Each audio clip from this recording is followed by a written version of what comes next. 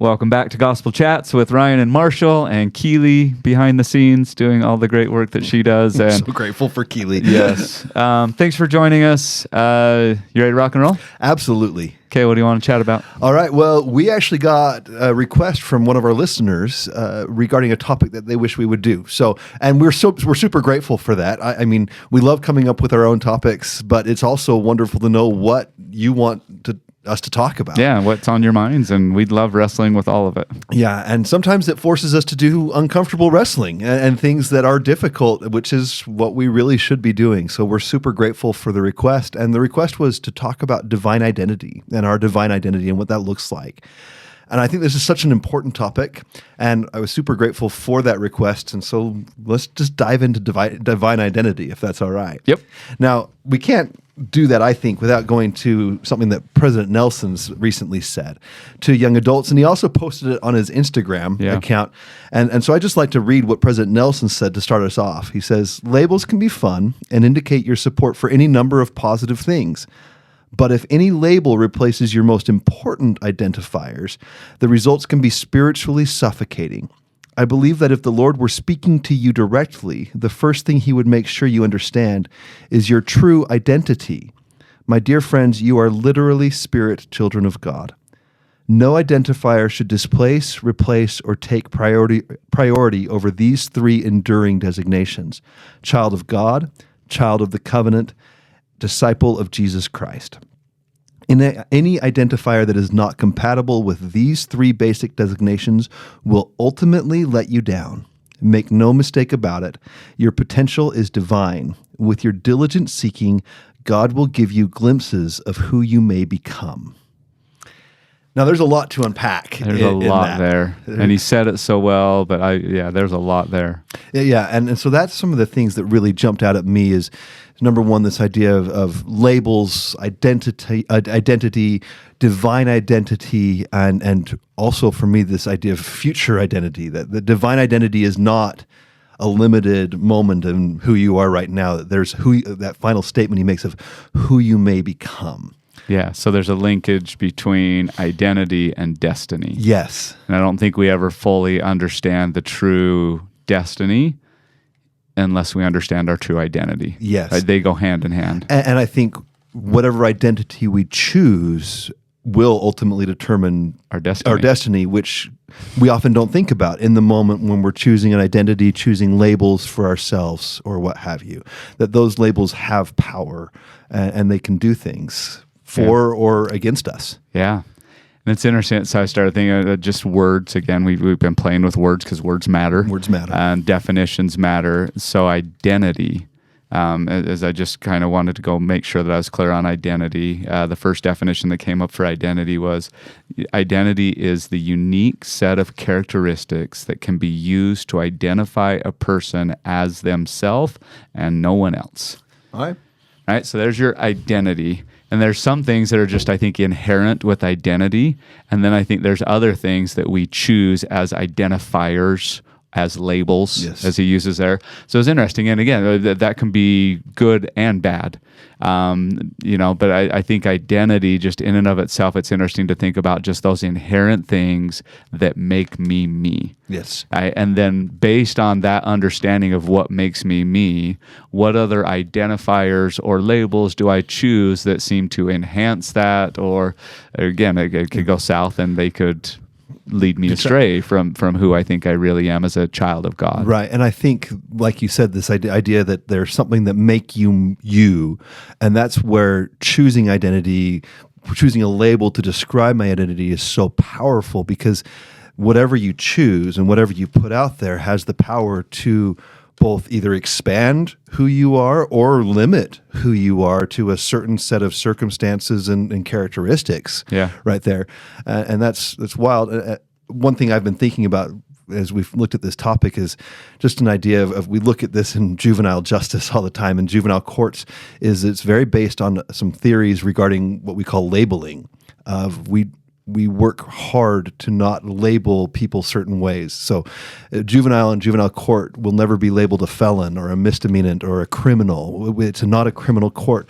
And that's because we don't want them internalizing that idea that that is your identity. Now. You are a criminal. You are a criminal. Versus you committed a crime. Yes, exactly. You did something wrong. In fact, we won't even say that you committed a crime. You were delinquent, which is where juvenile delinquent comes from. And delinquency is we're really worried about that. We don't want them internalizing that. And we talk about that. You talk about that with parenting. Don't call your child stupid. Don't say those things because they'll internalize it. Yeah. That's just who I am. I'm just a stupid person. I'm just a criminal. That's who I am. I'm a mess up. That's what's going on. Yeah, that's good. And as I've been thinking about this idea of identity and identifiers too, I was thinking that's why I think President Nelson's words are so powerful on understanding the priority. Yes. Like to start with the 3 that he did, because then it shapes what other identifiers I want to hold on to and what other identifiers I want to maybe keep my distance from. Yeah. Right? Those 3 should prioritize. I started thinking about different labels that we all take for ourselves and for other people. And I think so much of the labels that we choose for ourselves has to do with the idea that we all want to belong. Yes. But the problem with wanting to belong is sometimes I think we settle for something less than belonging, which is fitting in. Yeah. Right? That's really profound, right? Right. Fitting in is not the same thing as belonging. Belonging, you don't have to change who you inherently are. You just belong. Yeah. And that's what I love about that first identifier. As a child of God, I don't have to do anything one way or the other with that. It's just who I am. I just belong to God's family. Yeah. But other labels that I would choose to myself, I think sometimes I'm trying to fit in. I'm trying to draw attention to. I'm trying to promote a certain part of myself so I can get attention for. Mm-hmm. Right? And so, it was good for me to just go back a couple steps and say, which identifiers help me belong? Like truly belong, and which labels am I choosing because I'm trying to fit into something, and why do I really want to fit in with that thing? Right, and that's such a profound, simple distinction because it really is true, and you see it all the time. Of like, it's natural to want to belong, and it's natural to want to fit in. Yes, no one wants to be the person that's on the outs of everybody else. It's lonely. It is lonely. It's horribly lonely, and it's terrifying. And you sit on the outs of everybody else, and if I have to change myself just a little bit to not stand out, then perhaps, well, by golly, I'll do it. And I probably should stop saying by golly if I want to fit in. So you'll belong with a certain group, the by golly group. That are currently dying of old age, but that is an identifier. Even our speech identifies us with a certain group. Which actually it really does. It does. You can figure out what groups and what people you associate with by how you talk, what you say, what words you choose. I'm watching that with my 14-year-old daughter right now. I'm amazed at like her little group of friends. I'm like, wow, bro. I've been called bro by my own daughter more over the last 7 months of being an 8th grader than, and just the language. And it's interesting. Yeah. And there's these keys and it is, I think, you go to belonging versus fitting. So why would I want to belong to God? Why would I want to choose? Because that's the question I've been sitting with is, why are these the priority? Why is me being a child of God, why is that a top identifier for me? Why should it be? And part of it is because that is just a constant thing. And you talk about fitting in. One of the dangers I find with fitting in that I've seen in my own life, and my kids' lives, is that fitting in is strictly enforced. So there's a code of rules of either you follow this or we kick you out of the group. Yeah. Because you're not part of us anymore. But if you truly belong to someone, especially someone like God, that's just who you are. Period. End of story. You belong to Him. Is that part, just as you're saying that, I'm wondering if that's part of the smoke screen that Satan could use in some places. I think we especially see this with teenagers and youth, but not exclusively, that there are some groups that seem so welcoming. Yes. They're not as strict or judgmental as some other groups might look, and so it's easier to fit in because they don't have to fit some of these other spaces that they don't fit as well in. Yes. But I say smokescreen or camouflage because in the end, though, they do have a code, a very strict code. You will be disappointed by some of those groups that seem so welcoming and non-judgmental. But part of the code to that one is you have to give up some of your eternal truths. Right? Yeah. There is a sacrifice that you're making. And so on the outside, it looks very welcoming. Like, no, you can just come and belong as you are. When in reality, you're having to give up some very important things to belong to that group. Yeah, you are, and you have to change yourself to belong to it. You have to switch and do some things. And I like how you say give up, because every group's going to ask you to change. God asks you to change. He asks you to grow. But I think it comes back to this of what you can become. What do you want in terms of your destiny versus, are you emphasizing the best parts of yourself, or are you giving up key elements of who you really are? Yeah. Okay, can we lean into I just wanted to even just, and we're kind of dabbling here, but the three that he chose. Yes, please. Because maybe let me go back and just quote a little bit more from the same talk you were quoting him from Choices for Eternity. I think his list is interesting as he goes on past the three. And I just thought, wow, it's an interesting priority list to hear from a prophet of God with all of his experiences. If I were to rank in order of importance the designations that could be applied to me, I would say first, I am a child of God, a son of God. Then, number two, a son of the covenant. Then, a disciple of Jesus Christ and a devoted member of his restored church. Next would come my honored titles as a husband and father. I think that's interesting. Like, as important as those are, he puts those as 4 and 5, if you did it that way. Then, apostle of the Lord Jesus Christ. That's interesting. That's 6 on his list. I mean, that's a capital A apostle, and he puts that as 6. All other labels that have applied to me, such as a medical doctor, surgeon, and a really good surgeon at that, researcher, professor, lieutenant, captain, PhD, American, and so forth, would fall somewhere down the list. That again, I just thought, man, those 3 that he puts there, even above some of these other really good, important. Again, this isn't like there's 3 that are good, everything else is bad. Yeah, husband and father and apostle of the Lord Jesus Christ. Yes, all these wonderful things. So why the 3 and why that order? Child of God. Elder Kieran, this last conference, receive the gift. I didn't think that caught me off guard in the sense of, because he's a lot of buildup. Yes. To where I think his main message was, as far as just this idea of gift and receiving a gift and the joy that comes with both receiver and giver when that gift is truly received. And I was thinking, there's so many things that he could have then finished that talk with. There's so many gifts that God gives. And out of all of them, he zeroes in and invites us, are you receiving the gift of knowing that you are a child of God? Yeah. And if you have not yet discovered that, or his invitation to, I think, most of us, are you really rediscovering that and the breathtaking, life-changing power of understanding that you're a child of God? After his talk, I thought, I need to just sit with that again and think, what changes when I really inhale that? When I really believe, my parents are a god and goddess of the universe. The genes within my spirit and every other soul, every other person that I meet, they are potential gods and goddesses. They have the same DNA. We know that, and we say that, and we sing, I am a child of God, but that's everything. It is everything, and I love how you put it, and you say that, and I couldn't help but think of C.S. Lewis and his Weight of Glory, this idea that there are no ordinary people. You are walking among immortals. Buildings and history and art, that's normal. Yeah. Humans are not. And so for me, right away, is not only should that be breathtaking and change everything about you, but it should change everything about the way you treat everybody else. Automatically. All these other things that we try to think of as policies and rules and laws, and if we understood that one doctrine about ourselves and about other people, it would shape all of our interactions. It could. Absolutely. It really should. And that never changes. We are always literal children of God.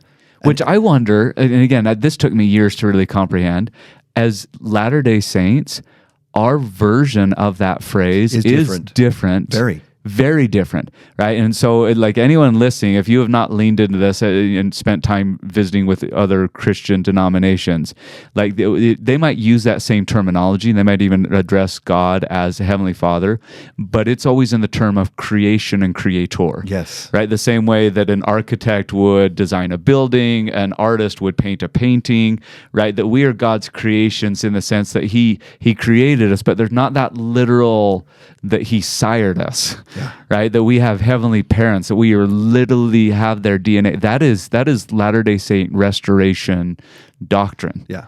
Which is different because a building cannot become like an architect. No. A painting cannot become the artist. Yes. But a child can become the father, can become like the father. That's so much different than just viewing him as my creator. Yes. He is my father. She is my mother. Well, and part of that, there is that addition of if I'm adopted in, I can be kicked out. And while I can choose to reject God and choose, say, I don't want him as my father, I will never lose the actual reality that I'm a part of him and he's a part of me. Always. Always. Always, always. And so we start there, and it changes everything, and it should change. No, that is because I think there's two things that I've been pondering about, is that we like to choose labels for ourselves, but we also like to put labels on other people. Yeah.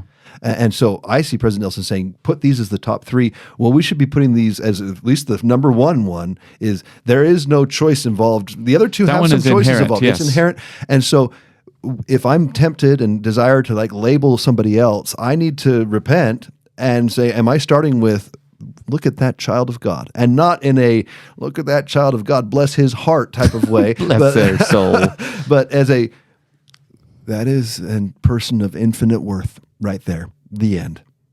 And that should change everything. And that should change everything about fitting in and belonging right away. Yeah. Yeah. Do we actually believe that we are brothers and sisters? One needs to be one. Yes. There's nothing else more important than where he started with one, if we would just believe that. Yeah.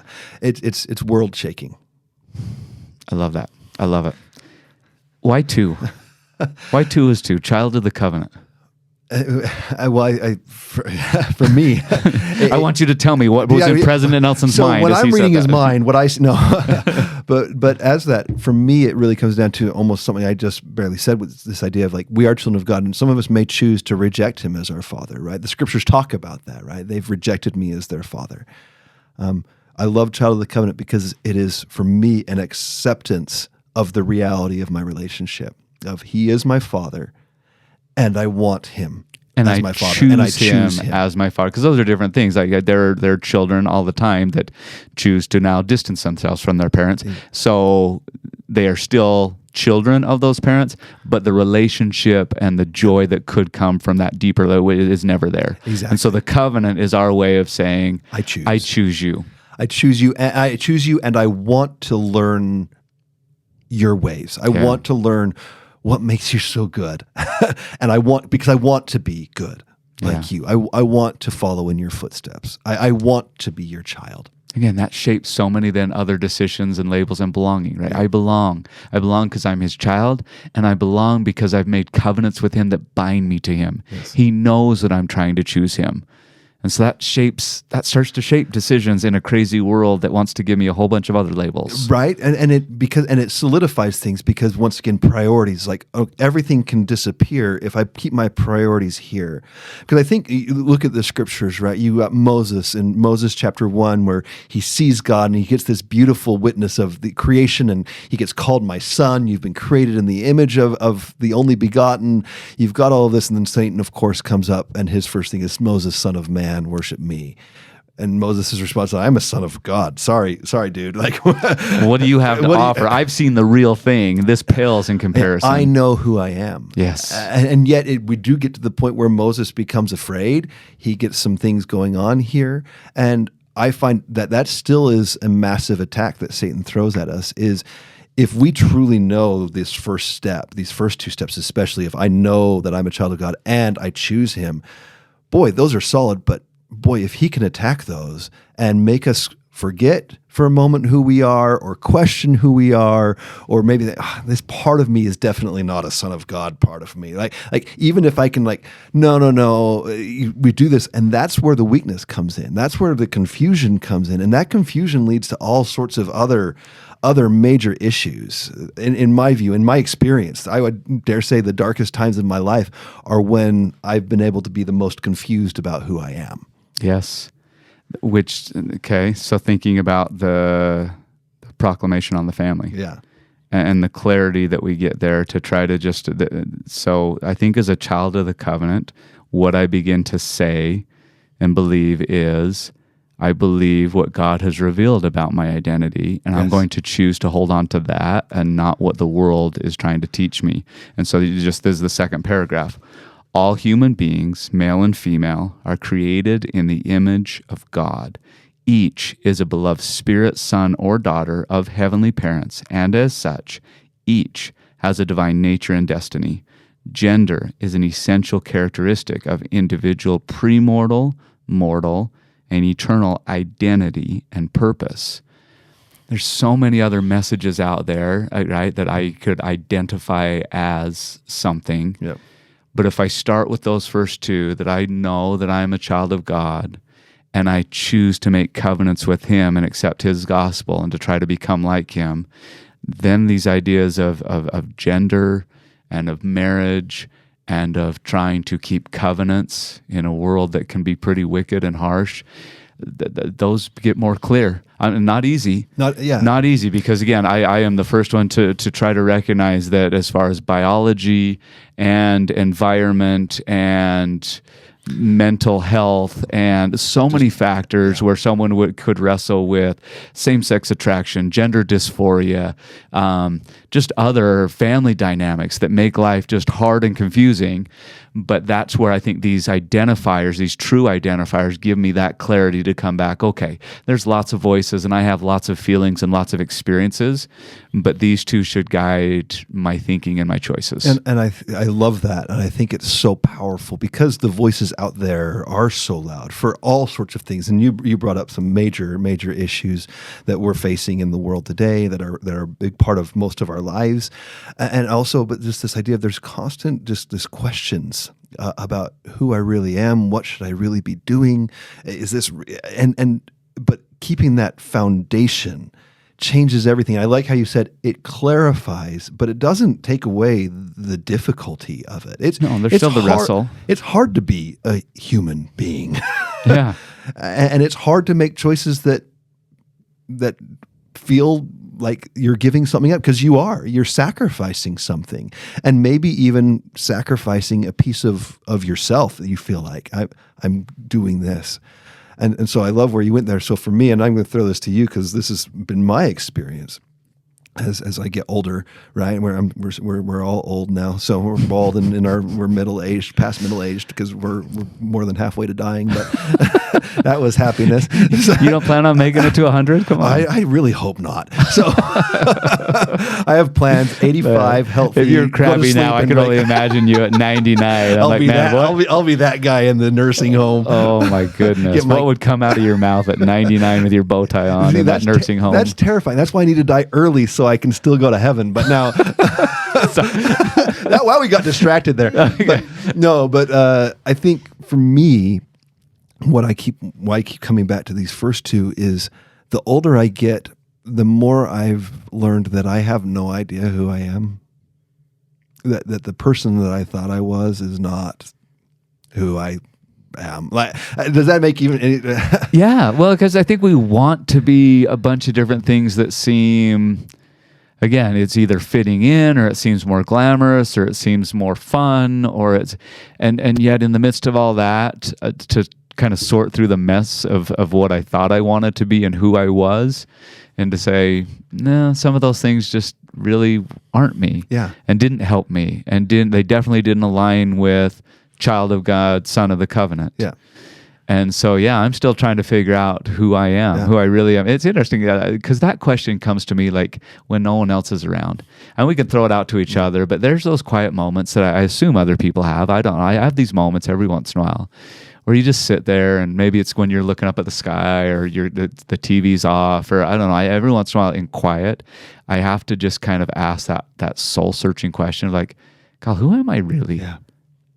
Right? And so to have something underneath my feet, to a foundation to start with, to say, well, if I can go back and remember I'm a child of God, I'm a child of the covenant, I'm a disciple of Christ, and I can work with those. I can lean into those. But if you don't have those underneath your feet, that's a slippery slope. It is slippery, and it's it's interesting. This last week we were doing Come Follow Me section 45, and we talked about earthquakes in diverse places, and I found a quote from President Nelson talking about some of those places might be your living room and your kitchen and your home.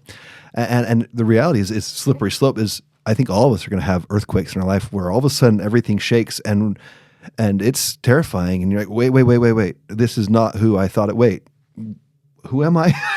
What's going on here? And if I don't have that sure foundation of, all right, is this child of God?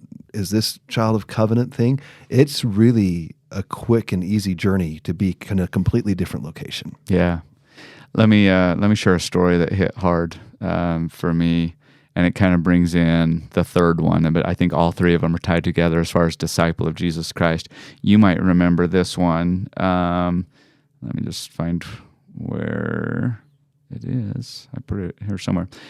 Randall Ridd. I want to say that I can't remember if he was a member of the 70 or of the Young Men's General Presidency. I can't remember, but he gave a talk called The Choice Generation. And again, the play on words there, right? Yeah. They're the choice generation. So many, you've been chosen in some ways, but you have to make choices with your agency. Talked a lot about technology and devices. And then he shared this profound story. And he started, knowing who you really are makes decisions easier. Doesn't say makes it easy. Makes it easier. Makes it easier. Yep. And here's the story he shared. I have a friend who learned this truth in a very personal way. His son was raised in the gospel, but he seemed to be wandering spiritually. He frequently declined opportunities to exercise the priesthood. His parents were disappointed when he declared that he had decided not to serve a mission. My friend prayed earnestly for his son, hoping that he would have a change of heart. Those hopes were dashed when his son announced that he was engaged to be married. The father pleaded with his son to get his patriarchal blessing. That's interesting. Right. To just like, okay, what can I do? What can I not do? I can urge him to get a patriarchal blessing. The son finally agreed, but insisted on visiting the patriarch alone. When he returned after the blessing, he was very emotional. He took his girlfriend outside where he could talk to her privately. The father peeked out the window to see the young couple wiping away each other's tears. Later, the son shared with his father what had happened. With great emotion, he explained that during the blessing, he had a glimpse of who he was in the premortal world. He saw how valiant and influential he was in persuading others to follow Christ. Knowing who he really was, how could he not serve a mission? I loved that story. And again, not all stories are that dramatic, and not all stories have that happy ending that we would call a happy ending, right? Wanting your children to walk a path of faith. But I just thought it was profound in some way. I think that's what we'd hope for ourselves and anyone we care about, was try to get a glimpse from heaven. You and I can say it, other people can say it, prophets can say it, scriptures can say it, but when heaven says it to someone's heart, when someone can really feel and get a glimpse, and that's usually all it is, but I've had those. I think you've had those. Absolutely. We get a glimpse of who we were, who we are, who we can be. You naturally start to make different choices and make sacrifices because you have to. You do. Like, to be this. Here's the phrase: be true to yourself. Yes.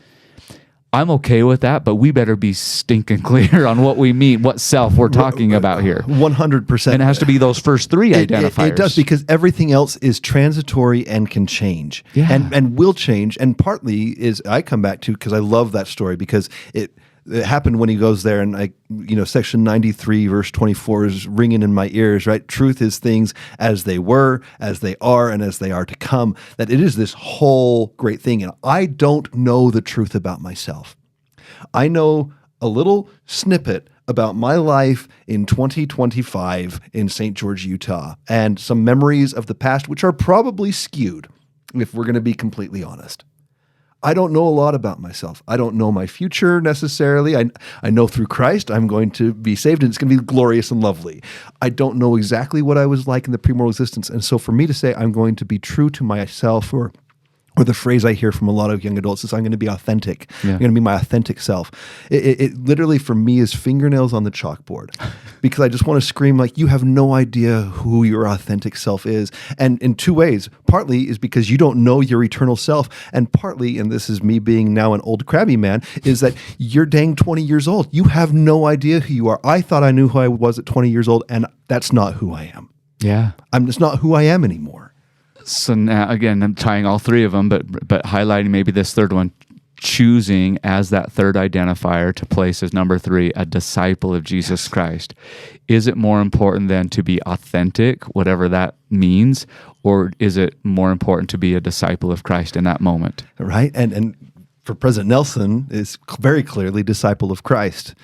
And for me, the simple answer is because if I'm a disciple of Christ and do what he asked me to do, he will teach me and help me become my real authentic self. My best self, right? Because authenticity, like I'm all for authenticity, but to hijack that word and use it as an identifier that I want to be my authentic self, I think the danger there is it's an excuse. Yes. It's an excuse to not be some of these higher things. It's an excuse not to live up to being a child of God. It's an excuse not to keep covenants. It's an excuse not to do the harder work of being a disciple of Jesus Christ, right? I am authentic, but I'm authentic in my striving to be obedient. Exactly. To be trustworthy, to be reliable. That takes sacrifice. That takes grit. That takes, I want people who are willing to do something and do it authentically, right? Don't fake it, but do something. Don't throw out this term, I'm just being my authentic self, as, using that as some excuse to be something lesser than you really are. Right. And for me to be authentic, so to be authentic in my weakness does not mean to live my weakness. It means to be honest about it, to be open about it, to be vulnerable with it to those who need to know and those who can help me to say, this is where I struggle. This is what I'm dealing with. That's authenticity. That's authenticity. Not this is who I am, deal with it.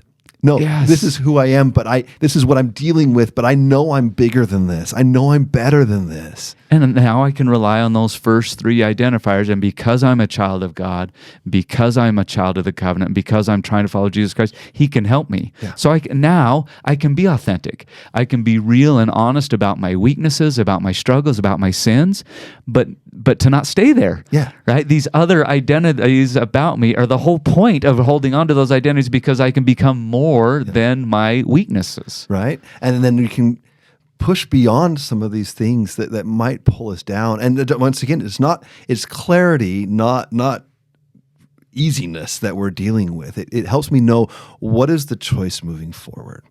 And once again, for me, if we can take this, because not everyone's going to embrace these 3. They're not.